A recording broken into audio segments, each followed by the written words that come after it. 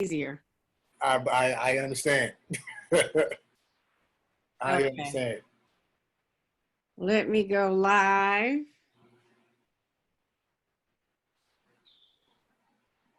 Let me get my wine too. I bought more of the Oh, you get some more? Did. Oh, good. I got some okay, hold on. Where's the live thing? Where that? Okay, yep, there it is. Hold on. I can't find a comfortable place. I'm not at home, so. Oh, got it. So I'm looking for locations. I know how that goes. Yeah.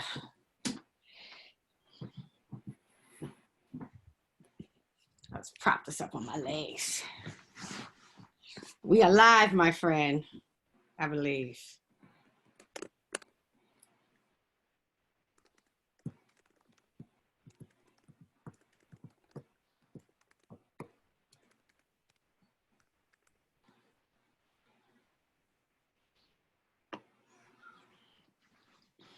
There it is.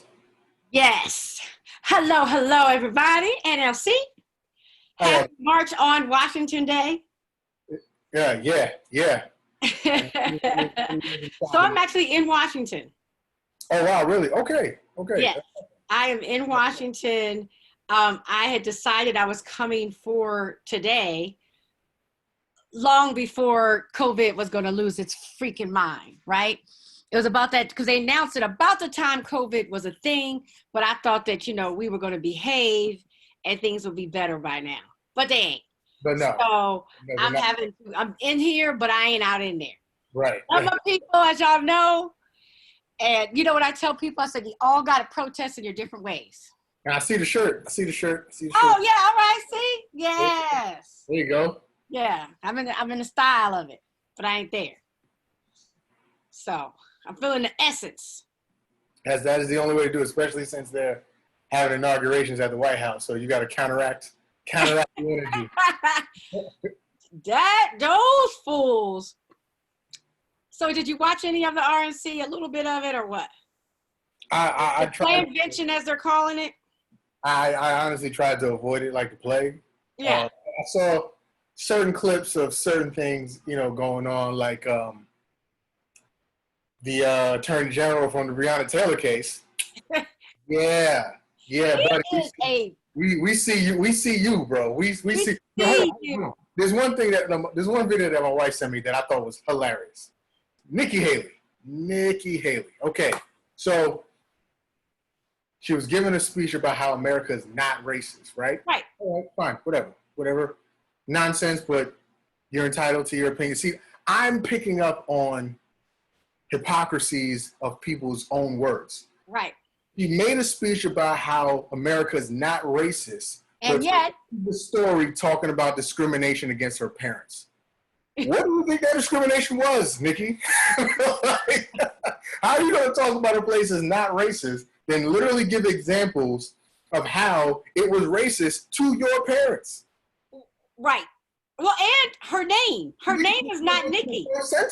In the first sentence. See, her name is not Nikki. She anglized her name so she could kill. She could make her not sound so Indian. Right. Right. So clearly the fact that people have completely wiped away any traces that your name indicates your heritage shows that there's something else about that speech that I want people to just understand. People always use but we made it out, or my parents made it out, as some sort of rebuttal to racism and discrimination. No. It's fantastic that you guys succeeded.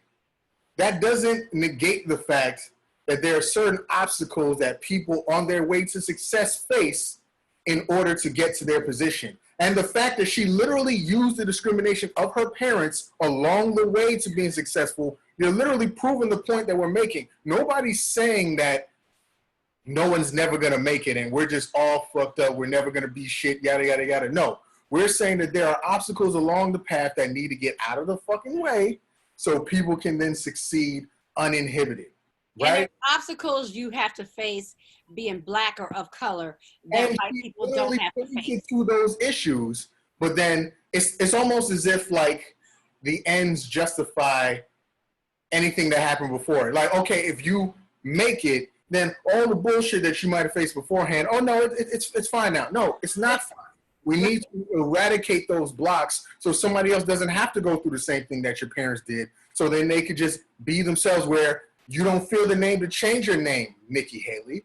You know what I'm saying? Like, so like so I didn't watch the entire convention, but there's certain things that I saw and I was like, come on now. And like I said, I started off talking about the Attorney General from the Breonna Taylor case. It's like he literally got up there talking about how people need to be treated fairly, but then he literally has the power to dispense justice and is not doing it. So, bro, you're And saying, although it's been over a year, no.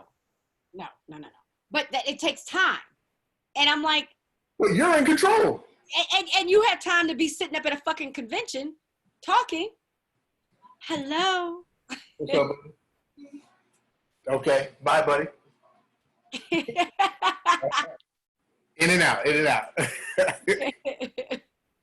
Yeah, you're saying it takes time, but it's just like, yeah, you got all the time. So you got time to be making speeches about potential equality, but then don't want to use the platform that you've actually been given to dispense that equality. It's like, huh? Yeah. He is so lost. I wonder if he noticed how his fellow brother, man, Herman Cain, was essentially like disregarded and given no respect. Hello. There's a lot of people watching. You're gonna wave. You wanna wave? Wanna wave to hook? Okay. Say what's up? How you doing, people? All right, buddy. I'll come check you in a little bit. Okay. All right. He's the most inquisitive one out of the bunch. Really? Love it. I forgot. What was I saying? All right. So we were. You were talking about. So we left Attorney General man. Facebook. What was I saying? What, tell me. Help my old brain. What are they saying? I was saying on Facebook. It must not have been too important. Either way, it's like, yeah, I it's impossible to wholly avoid, you know, the convention, all that stuff. Because I'm gonna be honest with you, I didn't watch the Democratic convention either, just because it was. At this point in time, there's nothing either side can tell me that's going to be like, you know what, you guys are making some fantastic points. Like I've you said, you know what? Now that I heard that speech, I'm changing everything. I've made up my mind. I'm, you know, like it's so like clear. the RNC and just be like, you know what, man, yeah, everything is fucking great. Like, but see, the one overarching theme that I thought was interesting was, at least from the RNC, it's still in a lot of ways fed into that kind of doom and gloom vision of America about how like we need to 4 more years to get this right, and yada yada yada. But my thing is, I don't know how much that argument holds up when you're literally the ones in charge. So if everything is still fucked up, then that's on your watch, isn't it? Like you can't blame your predecessor for all the ills anymore. Like you've been in, and the thing is, not only are you guys in charge, you run every substantial branch of government. So if things are still fucked up, you guys did it. So it's like, who are you rebelling? Are you rebelling? Well, I actually had one of my best friends from college was saying to me, she had the opposite reaction in that she said they were acting like everything was great. And she's like, here you have, 180,000 people dead of coronavirus. You have a civil war happening, you have unemployment and, a recession happening. And she said, and they, of course, well, it makes sense why they are acting like life is good. And she said, so it was so depressing. She said, it was like she was in an alternate universe where, the world was not, as she said, where the world is not literally burning, because at this time, California, we're having all these fires that aren't being handled well, because, when they fight fires, the reason why we're losing a battle is that they use a lot of inmates, right? And pay them like 5 cents a day to fight these fires, but they can't use them because so many inmates have coronavirus. This is how this stuff just is affected. I mean, to be fair, Randy, according to Trump, all you got to do is sweep the forest to stop all the fires. Oh, he's so smart. That's it. I don't know why nobody's thought of that before. Hey, sweep the forest. Everything's gonna be cool. We don't need COVID inmates if we just sweep the forest. So it's like he has such great ideas for everything. Put Lysol up your butt and just sweeping the forest. I think it was like back when he had made that bleach comment. I forgot what meme it was. Where somebody said, "Why don't you just shut up and let these idiots go drink bleach?" It's just like, you know what, we should have. Just let them do it. Because if you need to be told not to drink bleach to combat the virus, you probably should be drinking bleach. But the sad thing is, a lot of people did. You know, a lot of people did listen. I mean, the control he has. I mean, it's two things that are depressing. One, the control he has, but two, just really how ignorant people are. Like, that's the argument for national selection. Because I don't, like I said, I don't differentiate, you know, Republican, Democrat. I don't even get wrapped up in that BS. But the fact, I do not like dumb people. And the man is just not right. Like, I don't do well with people who are not, I don't mind disagreeing with people. But yeah, dumb people and racist people. Like, again, I feel like I really believe it's good to, you know, name people. People act like because he's the president, we should name certain things. I'm like, it's because he's the president that we should name a thing. If we excuse racism, how can we get any better, right? If we don't call it, when we don't call it out when someone's racist, how do we ever get any better? It's not real though. It's not real. It's just real, yeah. Okay. Did you see the what happened in the last hour? How part of the NBA agreement is that the stadiums, all NBA stadiums will now be turned into giant voting centers. I didn't. That's that just came out within the last hour or two. Wow, so I didn't know that. Part of their negotiation to play, all NBA centers where they play, stadiums, will now be turned into. Okay, you know what? That makes sense. That the reason why that makes sense is because I not today, but maybe yesterday, I also heard where during the discussions it came out about how many of the NBA players are even actually registered to vote, and the number wasn't as high as I would have liked. so you know, it's definitely illuminating that that's one of the things that, you know, they've agreed upon. Where it's like, what I have very mixed emotions about that entire scenario, because it's like it seems like they wanted to take a stand and then very quickly reneged on it. Yeah, I wish they had stuck with it. Like a game, like, what is a game? What is a game really? What is a game? They stuck with it, but the fact that they did get so much out of it, you know, that's major, because people really do not have, you know, they were doing everything in their power. They've done everything to ensure that people have a difficult time voting. They have done, I mean, that has been the way that people have remained in control of this country, is that they do everything to ensure, from ensuring that felons can't vote, to completely shutting down centers, to the absolute lying of countries, to, you know, to make sure that people's votes, that, you know, that people's voices are drowned out. And so I feel like that move is so incredibly powerful. And, you know, to shutting down the damn postmaster, you know, the whole fucking, which is actually in the Constitution, by the way, that we have, you know, that. I just find it I think a powerful move. Because at first I was like, well, what was the damn point? But they did at least get some things. And they are showing that, they're showing that they have a level of power. Right? Because I really was kind of getting sick of, I just don't want to see the damn t-shirts. I just don't want to see the kneeling. I mean, all that is great, but it's also symbolic. I also want to see where they're using their power to make real change happen. That's fair. I still think they should have taken off more games, because like I don't know, because it just feels like, especially when it comes out to the fact that out of all of the teams, only two of them, the Lakers and the Clippers, didn't want to play. Everybody else pretty much wanted to continue. So it's kind of like, where's everybody's priorities really? But then again, it's like, I can't speak for other people's livelihoods. If this is how you guys, you know, since this is how you guys, you know, take care of your families, what have you, like, I can't tell you not to do something. But I mean, I would like to think you guys are in a better position than, you know, most of us. Well, I would think for most of them, it's not just money. I mean, they're spending all this time away from their families, because most of them have worked since they were 2 years old, you know, or 3 years old, to get to a point where they can play it in a playoff games. Like this is like they love what they're doing. Is what they've dedicated everything for. So this is their day in Supreme Court in a sense, right? And so I think that is really hard to let go.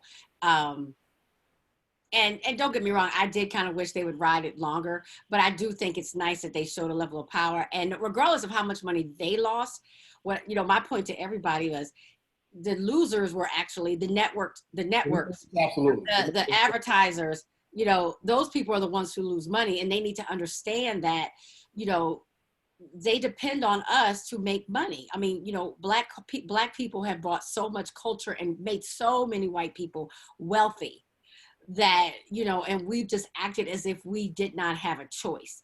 And at least to show, I think what I've been seeing a lot of, and not just with the basketball players, but, I'm seeing actors and actresses, journalists walking off of newspapers and saying, I have an absolute choice if you don't respect me to leave you alone. And I'm valued. When you lose me, you are losing somebody important.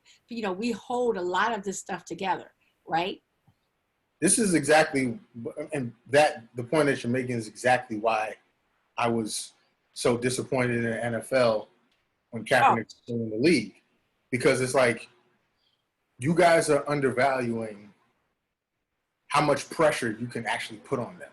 Yes. You're undervaluing, like, okay, Colin was a sacrificial lamb because at the time that he did it, he was a second string quarterback. So it was easier to put him to the back. But I guarantee you that Patrick Mahomes just got basically $500 million for a contract. If Patrick Mahomes says I'm kneeling, guess what? The Chiefs ain't doing shit. That's exactly what I said. Because when he starts playing again, you're going to want him. You're going to need him. So guess what? You're not going to – go ahead. Try and bench Patrick Mahomes and see how far the Kansas City Chiefs get. But the problem is that in our community, of what the owners are going to do, enough to the point that it's like you're placing more emphasis on them than yourselves. And like, yes, they're the ones with the bank checks and et cetera, et cetera. But it's like the reason why they have the bank checks is because you guys are putting it in their pockets. You hurt those pockets, I bet you their timbre is going to change. Their tone's going to change. 73% of the players are black. We could have shut that shit down. But they let Kaepernick essentially go out by himself. Oh, completely. Like, how must he feel? Roger Goodell was, I wish I would have listened back then. We got it wrong. I'm just like, all that shit is cute, but there's no action that goes into rectifying that. They're words. They're just words. It doesn't. Words. And it's 4 years later, and how many people have died now? And you're talking about, oh, now that I think about it, I should have rolled with Cap. What, asshole? Like, how many people have died with this bullshit and you're still not really doing anything to make any real difference? I mean, and we're supposed to be so beholden and thankful that a white man has seen the error of his ways and apologized to a black man. We should be happy just for that, because they're not supposed to apologize to us. In some people's eyes, that's a big deal. And then here we are. Another week and another incident. I mean, Jacob Blake is alive. I don't know how well he's going to be. He is, alive, thankfully. But then once again, it turns to, why are you guys reacting this way? I'm just like, bitch, we still mad about all the other shit that happened this year. Like, none of the anger subsided from before. Or is the anger new? I think one thing that has struck me is that people always say, George Floyd. And I keep trying to express to people who do not know, we've been angry long before George Floyd. I mean, long before, right? And so this is not just, not to discount who he is and has been to the movement, but that's not just about him. I mean, what did people think Ferguson was? I know, or Trayvon Martin, just what I try to tell people. What happened after Randi King? What did you think that was? Or just the little things that happen to every black person on a weekly basis, right? Just little slights that we've all had. And so what I tell people they're not getting is people are coming out now. People are now just feeling comfortable to share the pain. It's not that the pain is new. We're just coming out now to share it. And once again, with Jacob Blake, you already see the play. It happens every time. I've written about it every time it happens, that they try to, throw a person's name under the bus every single time something happens. Now they're saying, just like, oh, he had a knife in the car. Let me tell you something. First of all, right. Look, people, listen, anybody, I don't care, white people, black people who don't understand, anybody. Look, if there are 5 to 7 police officers with guns, nobody in their fucking right mind is going to a car to get a knife. What the fuck am I? Am I a samurai? Like, am I like, what am I do? I'm a ginsu a bunch of fucking cops on some super speed light shit? No. Nobody's going to the car to get a knife to go battle multiple cops with guns. That is a stupid excuse to explain why somebody got shot in front of his kids. In front of his kids. In his back. In his back. 7 times in his back. And on top of that, somebody on my timeline just put up a video of this white guy with an actual knife in his hand chasing after this woman cop. And she has her gun out and she keeps backing up. And I'm just like, he actually has the knife trying to point it at you and you still haven't shot him yet. And I don't want that man to get shot. No. I don't want anybody to get shot. And that's not a logical explanation. They did the same thing, Alton Sterling. It's just like, okay, Alton Sterling had a gun in his pocket. But guess what? When they said that he was allegedly going for the gun, he was already both arms pinned to the ground. So, like once again, am I a superhero that I can bounce 2 cops off my biceps to go get this gun that's in my pocket? Like, what are you talking about? You know what though? As in the way I believe that a lot of white people have been taught to think, you do have superhero villain strength.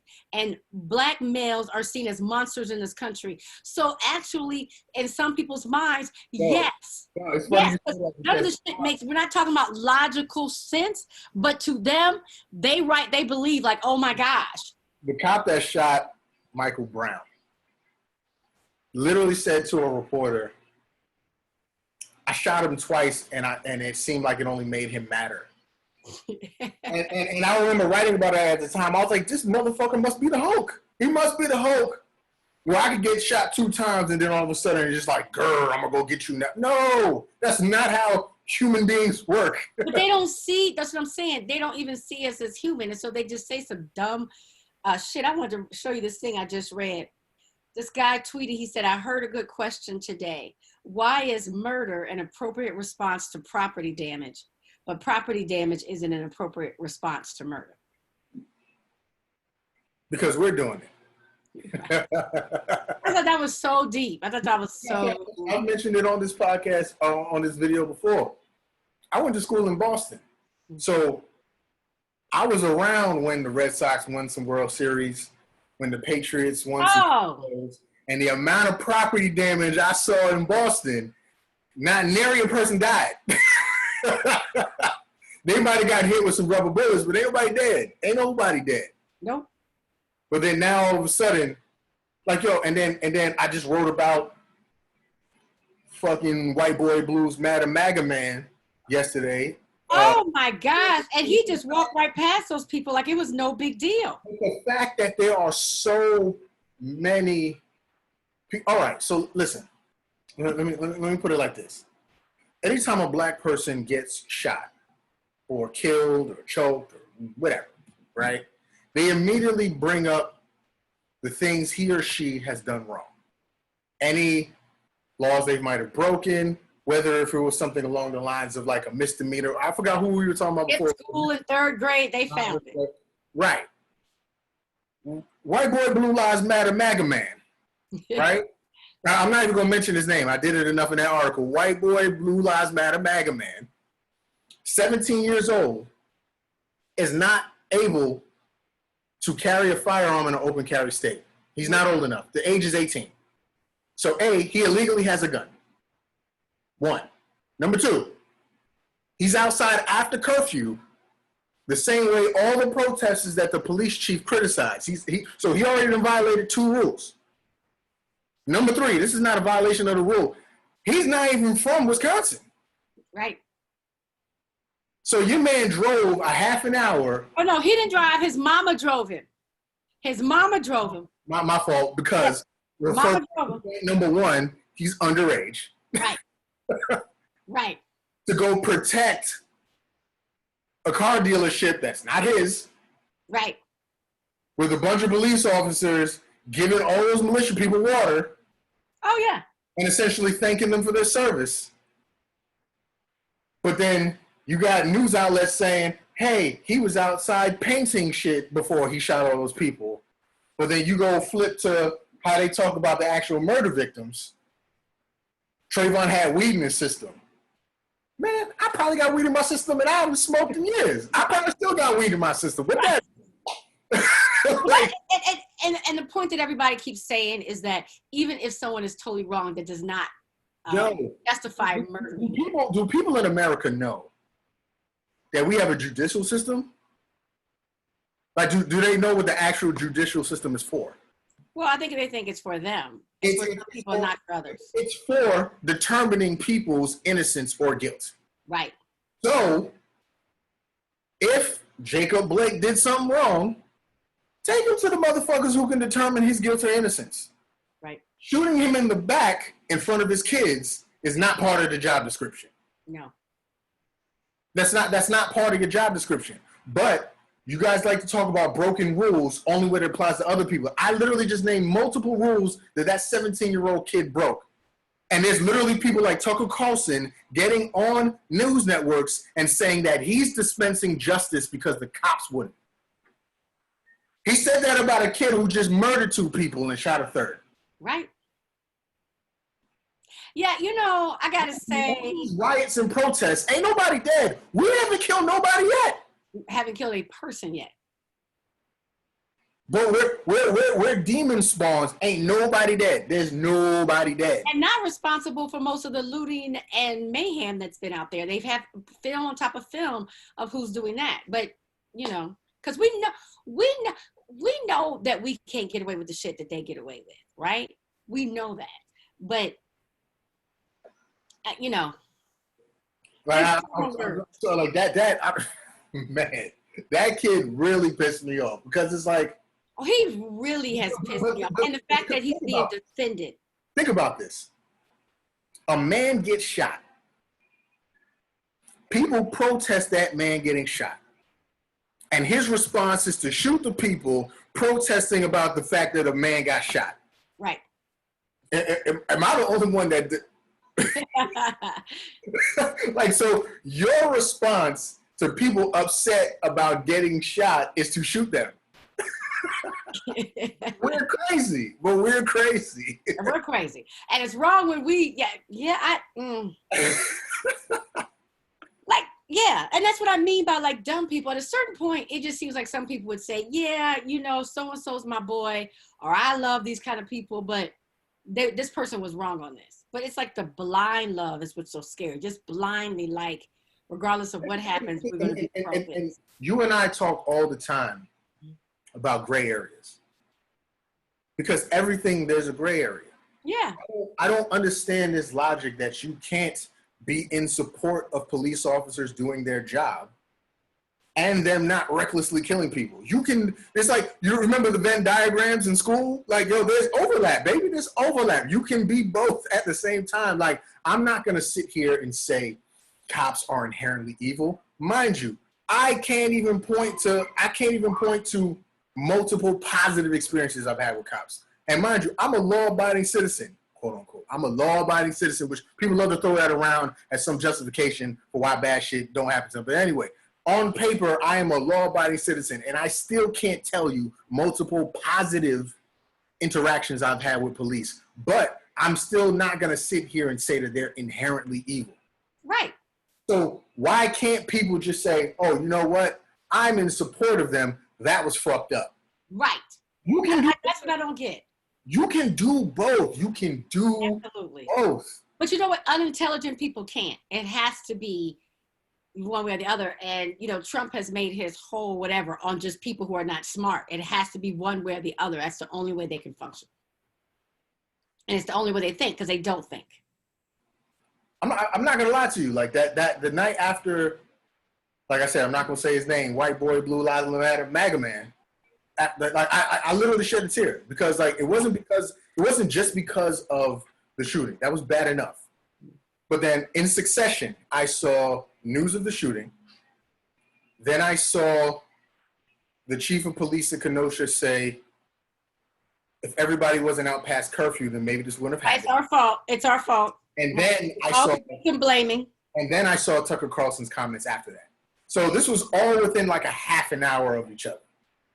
And I at that point, I was just like, you know, like,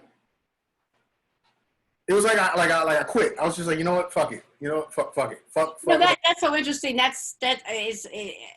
It's interesting that you say that because I definitely had those moments, you know, where I'm like, you know what, forget it, right? And it's so interesting because, you know, I do this, you know, equity, diversity, inclusion training. And that same, like, I get an email from a potential client saying, you know, we're having budget constraints. Would you talk to us? You know, blah, blah, blah.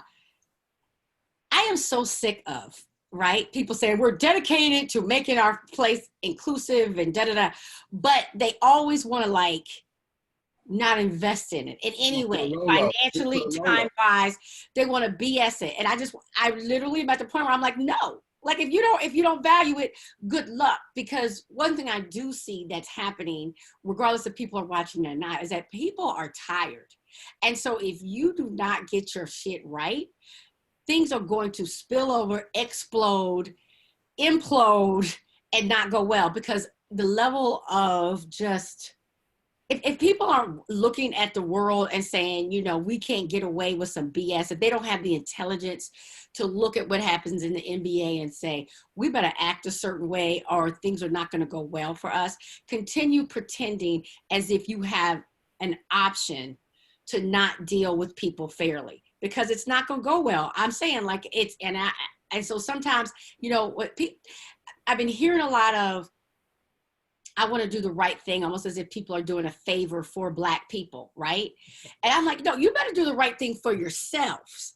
The world is changing and you better get on board and figure out how you're going to deal in this country that's changing, this diverse country where people want to be treated a certain way, or things aren't going to go very well for your company, for your family, for your job. And that's just it. And so, yeah, so when you say give up, like I'm at that point where I'm like, you know what, if you don't get it, go on. Because just go on with yourself. I wish you the best. Because you know what else this situation, another part of why I was like super bummed out about it all was there's this notion that the future generations are going to rectify the mistakes of their predecessors. So it's like, you know what, man, like once we get these old people out of here, it's going to be great. It's going to be fine. Everything's they'll die off. White boy, Blue Lives Matter, MAGA man, 17. Exactly. So the next generation is still fostering those same feelings and ideas. And not only that, they're literally taking action on it. So you can't just hope that, you know, future generations are just going to be on board, because people like him are showing that they're not. When Dylan Roof, I forgot how young Dylan Roof was. Yeah. When he did all that shit that he did. Yeah. He wasn't the oldest neither. They walked into a church. Turn around and say, those people were raised by, you know, the people that we say, oh, it'll just die off. And, you know, people seem to keep thinking that racism is something that will just go away because people will die off, or because there's people who are biracial, that's going to make racism go away, or something like that. And I'm like, no, it actually takes work. But biracial, but then you get Nikki Haley. So nothing. You know, and that is the problem. Those people, like going back to where we started, Herman Cain, who think that they've made it. You know, like the AG, you know, they that's dealing with the Breonna Taylor case, like that, think that they have made it, so they don't have to do anything for their people or to uplift people behind them. And it's like, you are going to get fucked over. I can't tell you when and I can't tell you how, but I guarantee you that you're going to be like Herman Cain, and they're not going to even address your ass. And you basically lost your life standing in allegiance with some dogma that told you you had to show up. You didn't have to wear a mask, because you as a black guy felt like you had to be super Republican. You couldn't just be that brother, because really, you could be whoever you want. If you want to be Republican, fine. But he had to, when we think that. Above and beyond, yeah. Yeah, he had to be super, yeah, right? Do everything. And dead now, and they're not doing it. I mean, was there a funeral? Did Trump show up? I mean, did the flags go half-staff? Anything for the brother or the ex-brother? You brought up a good point that I think applies to him, Herman Cain, and I'm going to keep on beating on Nikki Haley. I'm sorry, but it applies to her as well. But it's the idea that it's the same idea that if you actually ascend to a certain position, then that either absolves you of any actions to rectify, issues, or to pretend like it's not real or doesn't exist. Now, look, I'm not going to sit here and pretend like I'm the most ballingest dude in the world, but I do all right. By people saying, like, if you look at me on paper, saying I'm the ghetto success story. Everybody. We don't even understand why we're complaining. Right, but then it's like, they've allowed us to do so much. But me getting to a certain position doesn't make me blind to everything else that I see going on out there. And not know that it could be you. I mean, it was funny when you said how many basketball players are not registered to vote. Like, I sometimes think that people think that this has nothing to do with me, either because of what they haven't, where they aren't in life, or where they are, right? And the thing is that, as crazy as it sounds, like, racism doesn't discriminate. You know what I'm saying? Like, yeah, I know exactly what you mean. Yeah, and so it's so interesting to me that people just feel completely detached from the system. Like we've been talking about how people like, Black people are spending so much energy in tearing down Kamala, right? And I'm like, I'm not saying that we could not have done things where you had choices and options that you liked better, but this is the fucking choice you got right now. This is it. Regardless of how you feel about it, this is it. So really get off that. Now, you can concentrate on changing the system in the future, but right now you essentially have two choices, and we are still within this system that they're going to vote and they're going to choose one or two people. Ain't no third person party going to come up with nobody's up. Whether we think it's wrong or right, this is the facts that we live in, and it affects us all. So it's either one or the freaking other. So just right now, be quiet and put all that energy into changing the system. That should be better, maybe. Yeah. Like this really, because it's like, because I've still seen, like, a couple of narratives where it's like, people are defiant in the sense that, you're not going to bully me into making this decision or that decision. It's like, okay, so sit out this election, fine.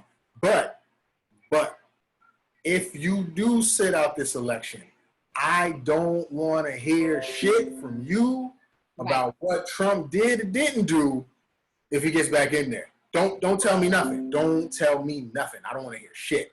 If you don't want to do anything to actually contribute to ousting somebody that you, by your own definition, is abhorrent, if you don't want to do anything about that, don't complain. It's the same way that on previous episodes we talked about, like, how my friends and I are, where it's kind of like, you can make this poor decision, but if I warned you about this poor decision, you then can't complain to me about the disastrous outcome afterwards. So it's like, you gotta eat it. You gotta live with this poor decision. So it's the same way too. It's like, I don't want to hear nobody complain about nothing if you don't want to do anything to contribute to ousting a current regime. The worst we've seen as far as for us. Like, so the worst. You don't have to show me where somebody's worse than him. My wife says it all the time. Trump is so wild that he makes GW look competent. Oh, you start missing them. Like, I wonder how that, force them on the curb. Like, I miss them. People forget how ridiculous GW was. Like, right. Like, the same man is like, one of my favorite quotes in the world. He's just like, there's a saying in Tennessee. It's the same in Texas. Like, fool me once, can't Oh, I get remember that shit. you can't get fooled again. He said this in front of people. He was the president, and he looks competent compared to what we have now. That's frightening. That's frightening. It is frightening. It but I mean, it just seems kind of unreal right now. Like it just, I'm overwhelmed with, I don't know, everything. What do you feel about this march that's going on right now in DC? The March on Washington that I'm here for, but not here, there.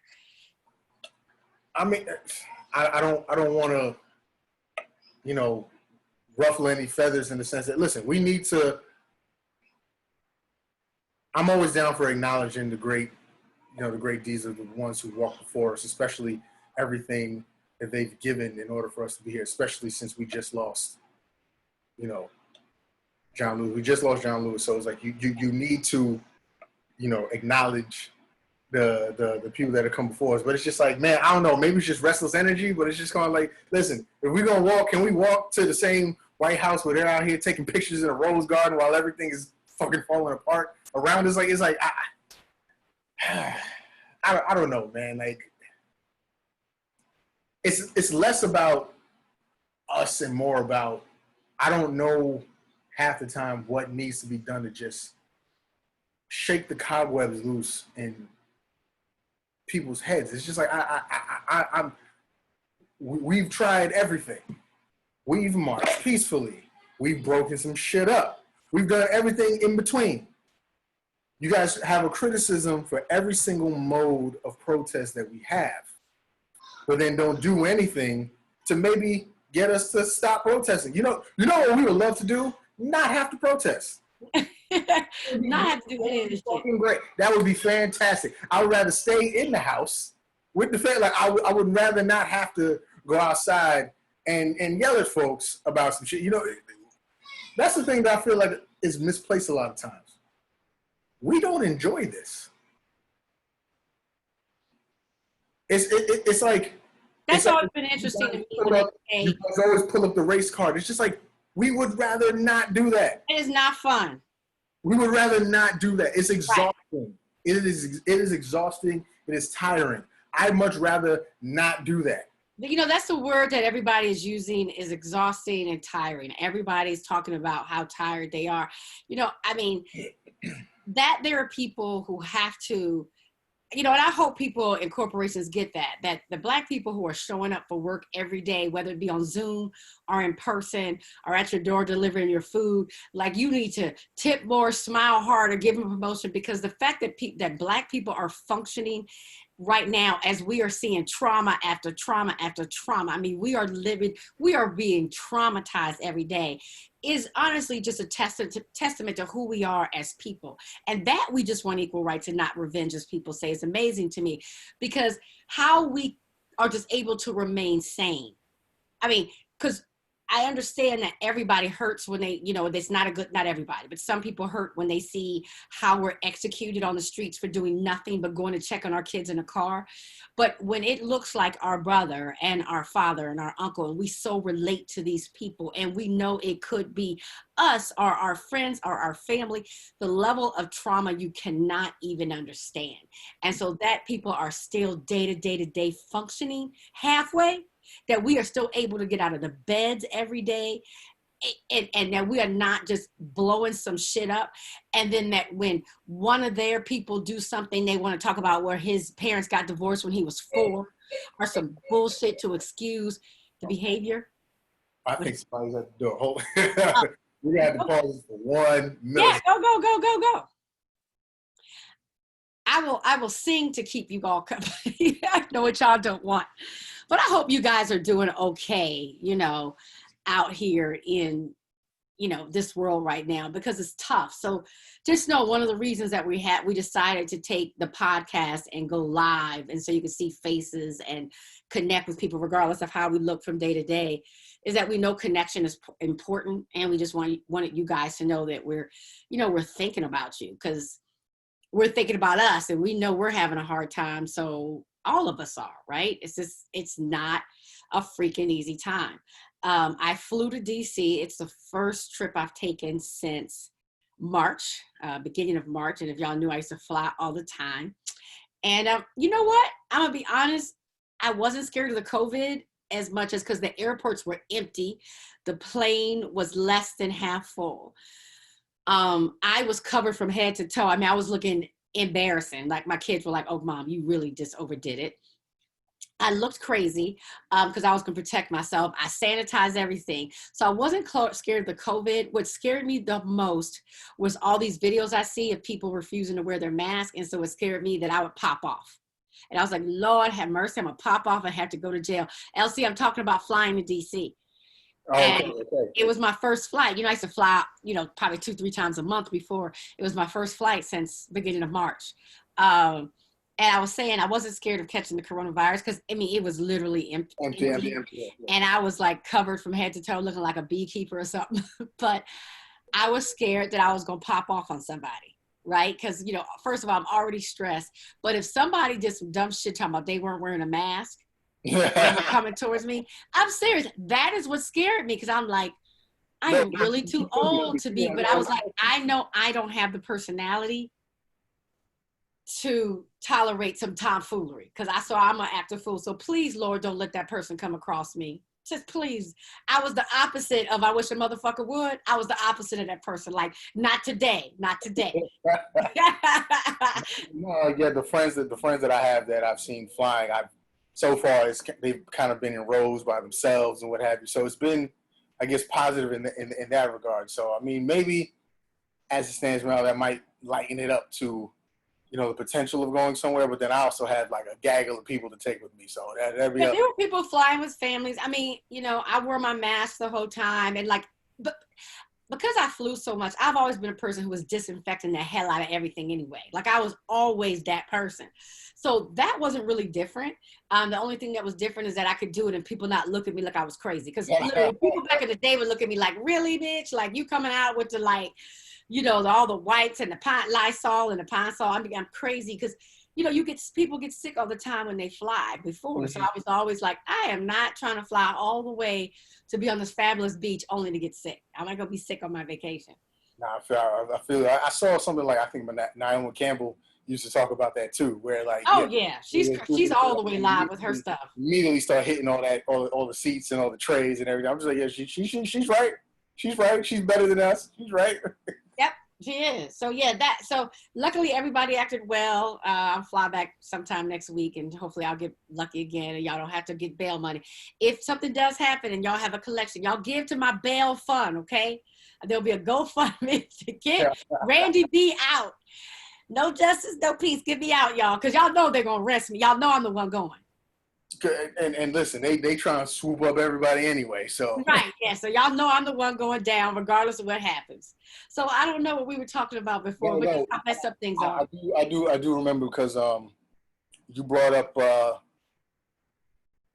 Black people functioning in the workplace, and it made me think about you know, at my job right now too. Like, you know, they've been relatively proactive in the sense of having a lot of panels and discussions in regards to, you know, diversity in America, diversity within the company, et cetera, et cetera. And, you know, I feel like it's well-intentioned, so I'm not going to knock them for that. Right. It's more so, you know, when you have these discussions with other employees and you can tell they're talking from a theoretical place. Yeah. But then here people like me swoop in with like, now I got like real life examples of this shit, you know? And then it's like, it throws everybody back like, oh shit, this is happening to you. Because once again, I'm the success story, right? You're the exceptional Negro. Right. I'm the special Negro. Right. But all the same things that's happening to all these less fortunate people is happening to me too. So it's like, oh, so maybe socioeconomic status is not the determining factor here. And then and then they see it for themselves that it's just like, no, this isn't. And mind you, I'm talking about people who are on my team that are in their like 40s and 50s that just have no cognition of what I'm talking about. Yeah. And it's like, it's also like, wait, this is happening for real? I'm just like, yes, this is happening every single day. Because like I've said on this. I'm amazed at how ignorant people were to Black people's struggle. Like, where have you been? And don't get me wrong, we hide a lot. We hide a lot, but I am fully surprised at how uninformed people are about us. You know what it is too. We've talked on this before about empathy and Yeah. a general lack thereof. But I've also noticed that unless people are just like generally just better people, you know, the empathy never seems to dissipate until they know somebody personally.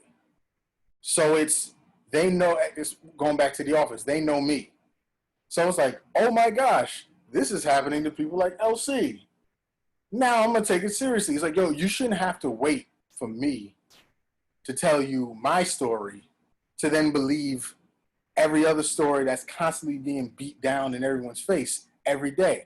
You shouldn't have to know somebody personally to understand. Like, granted, I do have a bunch of family members who've died from cancer, but I didn't need to know somebody personally to realize that cancer is fucked up.